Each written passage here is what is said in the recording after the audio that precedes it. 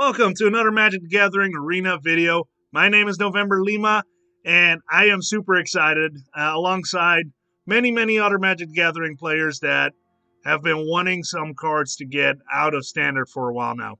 Honestly, I wasn't going to play any more Standard Rank for a little bit. I was going to just brew some fun decks around some fun themes. If you saw my last video, you kind of caught me talking about that. Because honestly, Standard was not really my thing anymore. It was all the same stuff. It was a lot of wilderness reclamation, a lot of Teamer reclamation or four-color reclamation just dominating the meta. Teferi Time Reveler. Honestly, this card has been unfun from the beginning. I love interaction. I love instant speed spells. I love being able to remove things on my opponent's turn. I like it when my opponent interacts with my stuff. That makes for fun magic. Teferi stopped that. So, bye, Teferi. Nobody will miss you. Growth Spiral. Just too powerful of an enabler for all these ramp cards. I mean, Uro is still in the set, and Uro is incredibly powerful, don't get me wrong. But without this enabler, a lot of ramp decks kind of lose that consistency and stability that Growth Spiral offered alongside Uro. So Growth Spiral being gone is big. Cauldron Familiar, I don't think this card was necessarily that bad in its own. However, with these three being gone, Jund's Sacrifice was going to reign supreme and take over the meta. And preemptively, Cauldron Familiar getting the axe is probably the right call from a Wizard's standpoint. So, really excited. This leaves the field wide open. Everybody's having fun brewing decks. Everybody's having a good time on the ranked ladder. I played a little bit with a couple different decks, and I have not encountered the same deck twice. However, this does not mean that the meta will not reshape itself. We still have well over a month until the next set, Zendikar Rising, and we have some time with some more like side tournaments happening. Like this weekend, Red Bull Untapped is coming up, which I might or might not yet be participating in. I'm not sure. I wasn't going to, but this definitely changed my opinion. Again, Cauldron Familiar was a good side ban. I don't think this card was oppressive, but would have been with these guys because taking the main engine of the food generation and sacrifice away from Jund's Sacrifice makes the deck really not that great. So yeah, what are some decks that you should be playing? What are some decks that you will see play in the field? So I went ahead and created 5 decks for you that I will show you, and they will also be available on my Aether Hub. I'm going to post a link in the description below the video, and that allows you to go to my Aether Hub profile, so you'll be able to download the link, the decks that I have posted for you. So I'll go over each deck and tell you why I think they'll be good, and kind of go over the cards that I picked. I strongly recommend that if you go with these decks that you download it or copy it into your arena, play with it a little bit and tweak it a little bit. Personally, I'm not very good at net decking and playing somebody's carbon copy version of a deck. I like to tweak it to my own liking. And maybe later this week I'll be doing a gameplay video. I'm planning on doing one definitely. I got one deck that I think will be really strong against the decks that will be played. I've done some testing with it, and so far it's done really well against every archetype. And then there's also an Abzan list that I really enjoy that's strongly based on JRR2's Abzan list from before these cards got banned. Made some slight tweaks just to make it a little bit more to my liking and my play style, and that's on Aether Hub as well. So feel free to check it out, try to play those lists, have fun with it, and I'll jump into the 5 decks that I put together for you. All right, so first off, Gruel is going to see a lot of play with all these oppressive ramp decks out of the way. Again, you're still going to see some ramp, don't get me wrong. I think Sultai Ramp still has a solid deck list. Struggles a little bit with aggro, so I don't know if it's the smartest thing to play right now. But there's still going to be some ramp around. It's just not going to be as oppressive without that consistent ramp that Growth Spiral offered. You're going to see a lot more aggro. And one of those aggro decks that a lot of people, including myself, tend to lean towards is Gruel. And I think you're going to see a lot of adventure decks because, again, it's okay to not necessarily do damage on the exact same turn. Against these ramp decks, and especially against Teferi, you almost had to make an impact with every card you play. I play a creature, and I attack right away. I'm not going to play a Shifting Steratops for 4 mana because I can only play it if I haste. Otherwise, it's a waste of turn. I think a lot of that gameplay is going to go away. Again, there's still going to be a lot of removal. There's probably going to be more removal due to older creatures. But I think the oppression that's a fairy brought and those instant speed shatter disguise, I think those will really make a difference here. So Gruel Adventures is one of those decks that I think you're going to be seeing quite a bit. I've also seen a Gruel Monsters list that looks really sweet, but I think Gruel Adventures has a little bit more consistency to it and packs more of a punch. Again, because of the card draw of Edgewall Innkeeper. Edgewall Innkeeper really has two roles here. Either it gives all your creatures that have an adventure, allows you to draw cards and get through your deck fast and find like your Embercleaves. But also it's a great shock target. I mean, I'd rather, if I play my Edgewall Innkeeper and I also have a Pelt Collector in hand, you know what? I'm not that sad that my Innkeeper dies if that means my Pelt Collector stays on the board and ends up getting trampled later on. Pelt Collector is a pretty standard choice for Gruel. I got one Primal Might because it's just too good of a removal. Rimrock Knights, again, I'm not that big of a fan of this card, but again, getting a 3-1 on the board and drawing a card with the Edgewall Innkeeper is just good value. 2 Paradise Druid, I was kind of going back and forth on that, but I think a little bit of extra mana fixing really helps. Having extra mana available to play the adventure and the creature can be really sweet. Scavenging Ooze, I think, is a must-have right now, especially with older creature decks. I don't think you're going to be hitting your opponent's graveyard as much because of the amount of Uros or other graveyard decks. I think you'll see a little bit less of that. However, I think you're going to see a lot of extra creature decks. So as the game goes longer and creatures end up in the graveyard, Scavenging Ooze is going to pull a lot of value. Domri's Ambush is one of my favorite removal spells in Gruel because it bumps your guy and kills a creature. Bone Crusher Giant is just probably one of the best red cards in the set outside of Embercleave. Lovestruck Beast, again, not the biggest fan of this card, but it is really strong against other aggro decks, and there's going to be a lot of them. And it synergizes with the rest of the deck. 2 Gruel Spellbreakers, because this is just a great overall card, in my opinion. You could probably cut these and get 2 Paradise Druids if you want more mana fixing. Maybe increase your removal spells. But I'm a big fan of this card, so I like to include it for the haste and potentially putting a 4/4 on the board. This is also nice against Temur Adventures because it kind of takes away their interaction on my turn. Questing Beast, just the best 4-mana green card you can have. A lot of text. I don't think I have to go in deep on this anymore. And then 3 Embercleaves. I was thinking between 3 or 4, but I think 3 is enough because, again, you're going to be drawing some cards, ideally. So you'll get to those Embercleaves eventually. So I don't think you necessarily have to hit 4 Embercleaves. I got 24 lands. There's something to be said to go for 25, again, for that mana fixing for playing adventures and creatures on the same turn. So that's something that you can play with. The sideboard that I go for here is I got 4 Redcap Melees, simply because I think there's going to be a lot of aggro in the format. 4 Cindervines. That might be a little excessive. I'm not 100% sure on that one. But again, it is great for multiple purposes. There is going to still be artifacts. A lot of people play Stone Coil. Which, again, this is actually multicolored, so it doesn't work for Stone Coil. I take that back. But you're going to see, like, glass caskets and other stuff like that. It works great for that. Also, some enchantments. I think enchantments are still going to play a role in the format. So this overall just serves a good purpose against that. You can also go with some Gem Razors, but personally, I don't know if I really like Gem Razors in the current format. But that's something to consider. 2 more Domri's Ambush for removal, another Primal Might, and then the 4 Shifting Ceratops in case I play against something blue. So I think Gruel Adventures is really going to play a good role in this format. It's a very powerful deck. It has been powerful ever since the release of Eldraine. And I think with Teferi out of the format and some of the other oppressive cards, I think you're going to see this quite a bit. So, deck number 2. I already made mention of it, so I might as well go stay in theme here. 2 of the same colors and the Edgewall Innkeeper.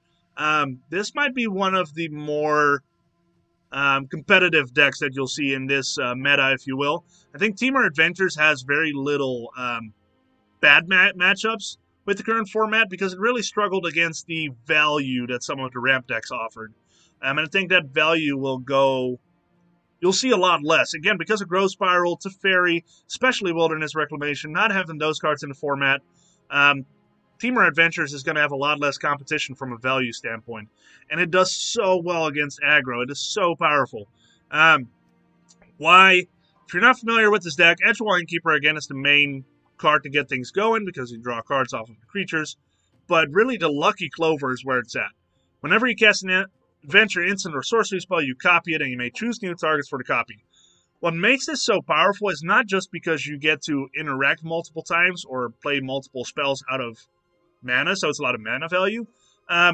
It really is great from a standpoint of if your opponent interacts with your spell, whether it's a counter, an unsubstantiate, an Aether Gust, or anything silly like that, it doesn't matter because you still copy when you cast it. You don't copy it when you resolve the spell. It's upon cast. So there's a lot of, really, it's very reliable. Fae of Wishes is really one of the better cards in this deck, especially once you have Lucky Clover out. You can play Granted for 4 mana, and you can pull multiple cards out of your sideboard. So one copy is pulling one card out of your sideboard. Multiple copies, again, you get to pull multiple cards out of your sideboard, which is amazing. So your sideboard is very diverse, and I'll jump into that after I go over the main deck here. But also, if you can't spend 4 mana just yet, a 1/4 blocker for 2 is actually really relevant. And it doesn't mean that after that you can't do the Granted spell anymore, because you can discard 2 cards in your hand to put it back in your... to move Fae of Wishes back into your hand for 2 mana, which is really, really relevant. Fae of Wishes is super powerful in this deck. For Brazen Borrowers, this thing gets really annoying against aggro. Being able to bounce multiple targets with Lucky Clover is just super oppressive. Bone Crusher Giant, same story. For 2 mana, doing a stomp whenever you have 1 or even more Lucky Clovers out, you just do a tremendous amount of damage, and you can either remove several of your opponent's creatures, or just do a bunch of damage to one creature, or even go face with it, which is really powerful. And also Bone Crusher Giant, again, just one of the best red cards. Lovestruck Beast, again, if you have Clovers out, playing the 1 mana card to get several 1/1s is awesome value. And then, again, the 5/5 is just really good against aggro. Also, if you just want to get it out quickly, if you need it out quickly, or if you want to push the pace, and you have an Edgewall Innkeeper out, it synergizes with it, because the Edgewall Innkeeper is a 1/1, so you can attack with it. I got 2 Uros in here. I think it's nice because there is going to be a lot of aggro in the format to have a little bit of extra health gain, or life gain, I should say, sorry. So I put the 2 Uros in there. Also, there isn't a lot of lands in this deck, and you're going to grab those lands with this card right here. But it is also nice for some additional extra ramp early on. And then later in the game, putting a 6/6 on the board really helps out as well. Escape to the Wilds is really the engine here. Once you get more towards the mid-range, mid part of the game, playing this card and exiling the top 5 cards of your library, being able to play those cards and putting an additional land in play until the end of your next turn is super powerful. If you play this and you have some mana open, you can pretty much blow up the board or take the board over completely. For Beanstalk Giants, searching your library for a basic card, especially if you played a 3 mana card and you have some Lucky Clovers out, you get the value back plus more, and then you get to play some really, really big creatures later on. I got 27 lands here. You want to run a lot of basics because you grab those with the Beanstalk Giant. And then I've got some of the shocks as well. 1 Mystery Temple here, and then 4 Ketria Triomes. Again, you can cycle those as well, so it's not like you'll be flooding out. Plus, you want a lot of mana. You'll be doing a lot of things on your turn as the game progresses. Going to the sideboard because you got Fae of Wishes. So with this deck, even in best of 3, you don't tend to sideboard. You don't want a sideboard. You want to keep these... you want to keep your sideboard what it is so you can grab it with Fae of Wishes, which actually gives you a lot more security to be able to reach those cards. We got Tormod's Crypt, so I can exile my opponent's graveyard if I need to. Mystic Repeal to get rid of an enchantment for the time being. Gravedigger's Cage in case they have some kind of shenanigans. Honestly, the one that this is for here, yes, it messes with Uro, but that's not even what I'm worried about. This one, I'm mainly worried about Winota. I think Mardu Winota is definitely going to be a deck you're going to see a lot, especially because it was already successful. It's going to be still successful. Putting a Gravedigger's Cage really messes with Winota. Shadow Spear. Putting a Shadow Spear on a big Beanstalk Giant is game over. Disdainful Stroke in case I want some counters. Same goes for the negates. A Fling. Putting a Beanstalk Giant on the board that is like a 12/12 and just swinging it at your opponent is super satisfying. Pulse of Marasa in case I need to get something back from a graveyard and gain a bunch of life. Storm's Wrath for the sweeper if I need to. One Nissa if I want to just add some pressure or double my mana. Ugin, I think, is a really good card here, too, because, again, it's going to be very easy for me to get a bunch of mana on the board with the Beanstalk Giants and in combination with the Lucky Clover, Escape to the Wilds, and Uro. So being able to play Ugin is going to be valuable against some decks.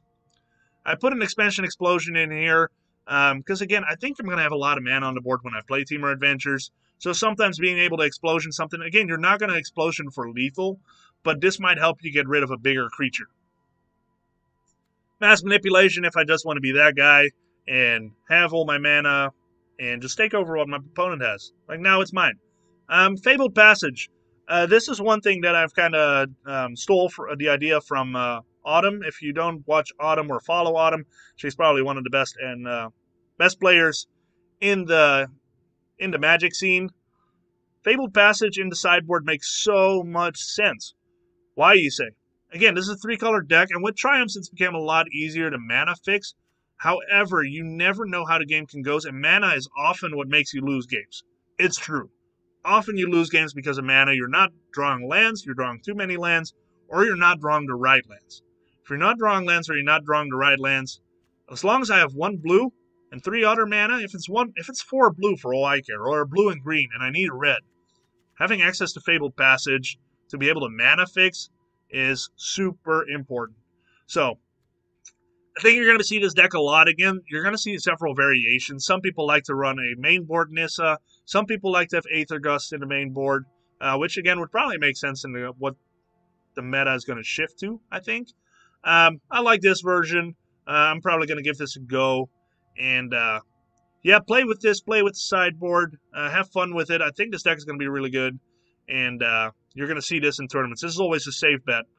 And especially now that the oppressive big value decks are more limited, I think this is a really safe bet if you want to rank up or do good in the tournament. So that's deck number 2. All right, deck number 3. I don't think this deck needs a lot of time or introduction. Red deck wins. Obviously, I think anytime a lot changes in a meta or non-meta, however you want to call it, red tends to gain popularity because it takes advantage of people not necessarily knowing what they play yet and not necessarily having the right answers yet. Plus, it seems like aggro is going to really be good right now. So, this is the version I like. I've got 4 Fervent Champion and 4 Scourge Spitters, which is pretty straightforward. I like to have the full 4 Shocks. Again, it takes care of little creatures as well to kind of pave the way for me. Robber of the Rich, because I'm going to be emptying out my hand real quick. Being able to steal some of my opponent's stuff is always fun. Steamkin to kind of snowball. 4 Anax is pretty straightforward. 4 light up the stage just to get some extra card advantage. 4 Bone Crusher Giants. Again, I think 4 is really relevant here because you want to have access to Stomp for removal. And I think 3 Torbrand and 4 Embercleave is the way to go. I think Embercleave is really what puts you over top of the other aggro decks.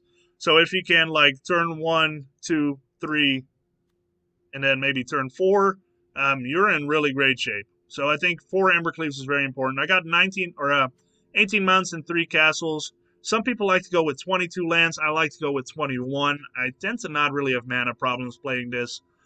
So that's the setup I go with. I hope I'm not going too fast on this. If you want more information on Red Deck, I'm happy. You can reach out to me on Twitter, and I can talk through it a little bit more. I actually really enjoyed this deck. A lot of people think it's brainless. It's really not. I think there's some decisions to be made there that are very valuable. I do really good in the mirror quite often, so I'm happy to help you out if you want to get better at playing Red. But because it's a deck that's been played for so long and so much, and everybody has seen it so much, I don't want to go into the deck too deep. Sideboard, Blazing Volley. I've seen some of the cycling decks coming by. This takes care of a lot of their little critters. Claim the Firstborn is really great if your opponent's playing green, by example, or Gruel. Stealing their Lovestruck Beast and swinging with it is very satisfying. 4 red caps, because again, I think there's going to be a lot of red out. 2 Ember Shield Breakers. So the artifacts that I'm worried about here is Lucky Clover. That's mainly why I have the Ember Shield Breaker. There's other artifacts like Glass Casket that I can destroy with this. Lava Coil, take care of some bigger creatures if I need to. Subira here is a nice addition because you can either gain some extra value if you don't have cards in hands with that 2 mana ability, but also being able to make a 2-power creature or less non-blockable or unblockable, that's better English, is actually pretty good against aggro matchups. And then Tybalt, I only put 1 copy in here. Again, there's going to be some Uros, there's going to be some life gain. I wouldn't actually be surprised if you're going to see a Johnny's Bridemaid and Veto and that kind of shenanigans. If so, you might want to up this to 2. But I don't think you're going to see too much life gain that you can't deal with or power through. So I didn't want to put more than 1 in for now. So that's red deck. I think red deck is always a safe bet. I think now more so than before the bans. Before the bans, you could still play it and actually do pretty decent with it. I think now it's even better. So red deck wins. Name says it all. Let's go to the next deck. All right. Obviously, Teferi is gone, so instant speed spells are completely back in action, and you don't have to fear the oppression of having to play everything at sorcery speed. So with that being said, I think Flash is going to be seen even more.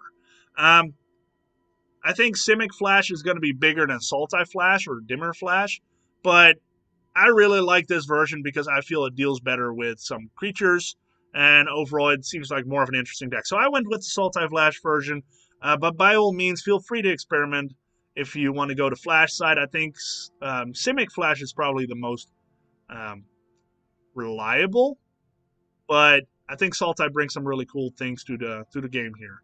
So I'll go over the deck. 4 ops. Obviously, I want to be able to find my answers. 2 Spectral Sailors.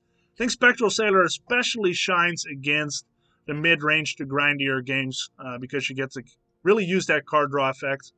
I got 2 Disfigures in case I need to deal with some aggro early. I think that's where Black really shines for the Flash decks. Flash can really suffer from being on the play or not drawing their early stuff. You really need to be aggressive with your mulligan, in my opinion, to play Flash. But sometimes you just don't get the good hand. And having a Disfigure really helps out with that. Brineborg Cutthroat, obviously a great creature in this deck. It tends to spiral out of control pretty quickly. Quench, counter target spell unless your opponent pays 2. It's not great if the game goes long, but we don't want the game to go long anyway. We're still a pretty well-tempo deck, so Quench is pretty good. 2 Heartless Act in case I have a creature I can't really deal with otherwise. 1 Hydroid Krasis. This might seem like an odd choice. I love having 1 Hydroid Krasis in these kinds of decks. Simic Flash, I do the same thing just as a one-off, because if your opponent plays counters as well, or if you just need to overpower somebody, being able to play a Krasis for higher mana count is really nice, but also if they counter it, you still get the card draw into life gain. 4 Brazen Borrowers, just really good from the bounce effect and being able to put flyers on the board to pressure my opponent. 2 Slither Wisps. This is kind of the wild card for me. I'm not a big fan of this card, but I think 2 of makes sense because it is a nice effect. Even if you get like 1 or 2 triggers out of it, it's still worth it. The double black is a little tricky, but I think we don't have a problem with the triomes. So I think Slither Wisp is actually a pretty cool addition here. 2 Uros for some additional life gain to deal with aggro in case we fall behind. And then later on, we might be able to bring it back. Plus, a little bit of ramp is nice, because, again, we need mana to cast our spells. And then this couple here, we got the Nightpack Ambushers to close out the game, and 4 Frilled Mystics to really pressure our opponent and counter their spells. I really like this deck because it does multiple things. It's a little bit more of a mid-rangey tempo deck, if that's a thing. I don't think you can call anything that, but let's just go with it. It's a more mid-rangey tempo deck with a little bit more answers. I think as the meta develops and we're going to see more control again, I could see these cards changing out. I don't know. Lands-wise, I got 25 lands. Excuse me. Got some basics here. Islands is obviously the most dominant land we're going to see. And then we got all the shocks. 1 temple, because green and blue is pretty big here. And then the triomes and the passages. So overall, mana fixing-wise, we should be in pretty good shape. Sideboard-wise, I got some more tools for aggro. 3 Duress in case we do play against control. Disdainful Stroke and a Negate is also pretty nice to add in the deck if I play against control. Scavenging Oozes in case my opponent likes to put stuff in the graveyard to bring it back. Whirlwind Denial. I really like this card against the like Lucky Clovers. So against adventures is really good. Hydroid Crisis is really good because it takes care of every trigger. Another Uro, good for aggro, and Shifting Ceratops in case my opponent plays a blue deck or a Simic deck. Anything with blue, really, Shifting Ceratops tends to shine. So overall, I think this deck is pretty good. I would recommend playing this right now. Flash decks tend to change a lot because they change with the meta. And right now there is no meta, so a lot of people play aggro, and I think this deck is actually pretty good against aggro. So a lot of fun with this. All right, we are at the last deck. Last but certainly not least, I think at first I was thinking like, hey, this color combination is probably going to lose out a lot. Not going to be that great. But honestly, once I started thinking about it and talking to some other Magic players, I actually think that this deck is still really good. This archetype, rather. Azorius Control. So this Azorius Control is, again, a little bit slower pace. So some of the Azorius Control we've seen really focuses on enchantments, bouncing enchantments, Urion. This Azorius Control does not have Urion, and honestly doesn't have that many enchantments compared to previous versions.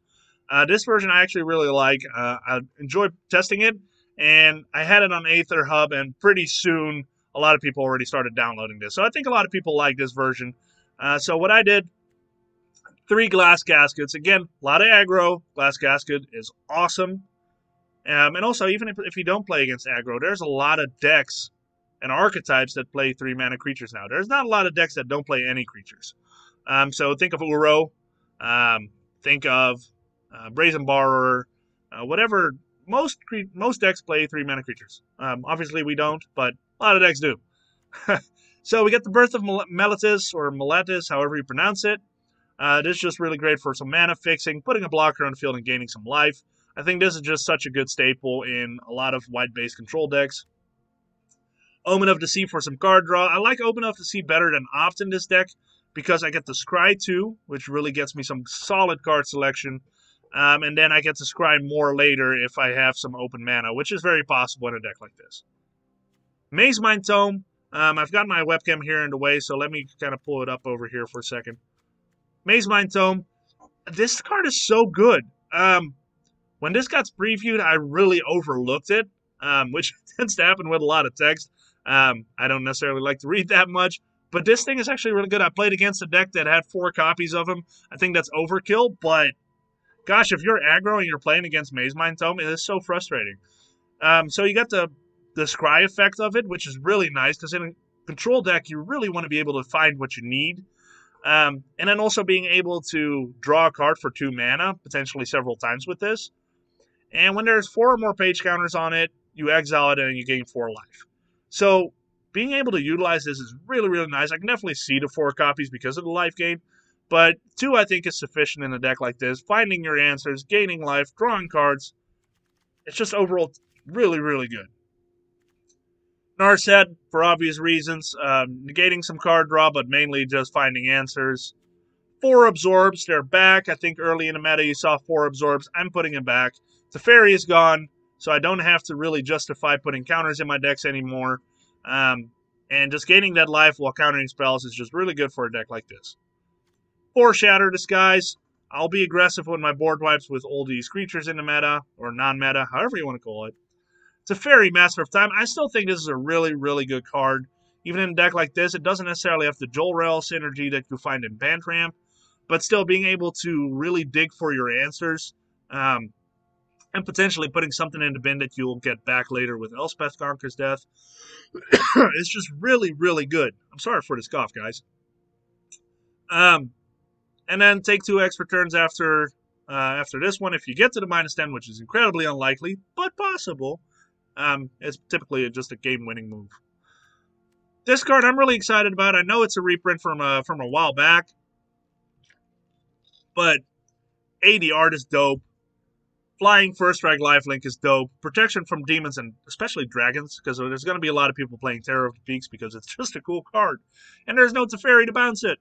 I think it's just really relevant. Being able to put a 5/5 flyer on the board that has Lifelink and First Strike and flying is really good in a deck like this. Being able to stay alive, even if you only hit once with it, it's 5 life for 5 mana.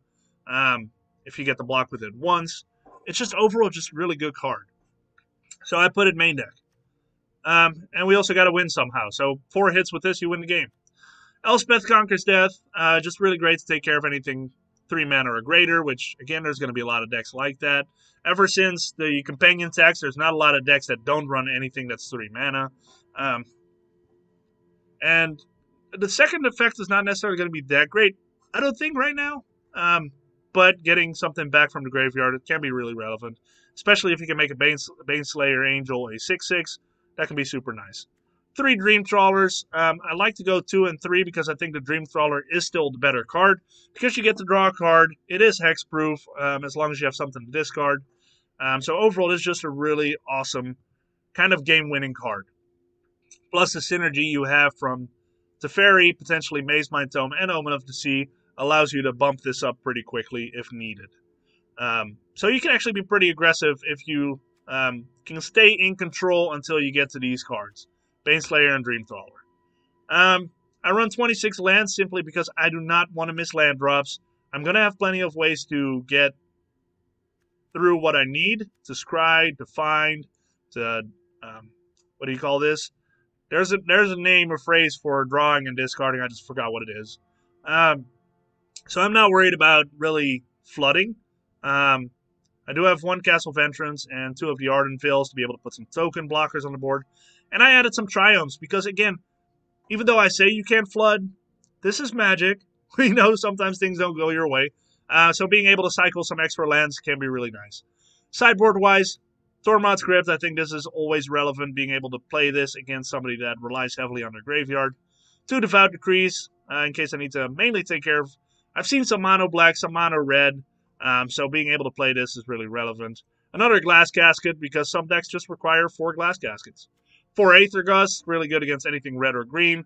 Also, the nice thing about this Aether Gust is because I still think you're going to see a lot of Winota, so this takes care of Winota, or at least gives you some extra time. 3 Dovin's Veto in case I go against a more non-creature spell-based deck. I don't want to main deck it because right now I'm expecting a lot of creatures. I've been saying that so much this video, so I hope I'm right. Otherwise, this whole video is kind of silly. But I really think that you're going to see a lot of creatures right now. From what I've seen a lot of creatures. Shark Typhoon, 3 of. Again, if I go against a grindier matchup, I want to bring these in. And 1 Heliod's Intervention. Again, being able to take care of a bunch of Lucky Clovers or some enchantments could be really relevant. But also maybe if I go against aggro, I might bring this in too. Because maybe I'll live long enough and some extra life really gives me that extra oomph I might need. So I'm actually really excited about this deck. This deck actually looks like a lot of fun to me, which is shocking for me because I typically don't care for Azorius control very much. The most controlling I tend to get with these kinds of decks, I think I played Esper control for a while when Hero of Dominaria was a thing, but yeah, that's not really my thing. I'm more of the tap-out kind of control for like Grixis. But this is cool. I like this deck. I think this deck is actually good. I think this list is actually really good. But I think you can go a lot of different ways. You can go a little bit more tempo-y, fly-y with the Brazen Borrowers, your Ryons. But honestly, Brazen Borrower is going to lose a lot of effectiveness currently without Teferi, because mainly you use that to get rid of your opponent's Teferi and counter it on the way back. So I think this list is actually really relevant right now. This is probably one of the lists I'm going to be using.